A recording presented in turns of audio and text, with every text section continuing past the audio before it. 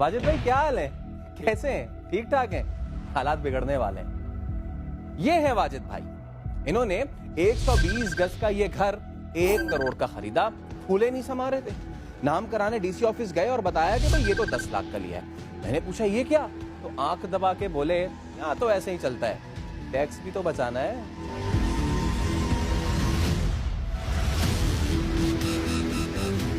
लेकिन अब आप हो जाएं होशियार, क्योंकि गब्बर नहीं छोड़ेगा।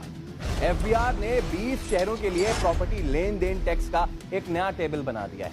अब पुराना डीसी रेट नहीं बल्कि नया एफबीआर रेट चलेगा। यानी वाजिद भाई को 10 लाख पर नहीं बल्कि असल कीमत यानी 1 करोड़ पर टैक्स देना होगा।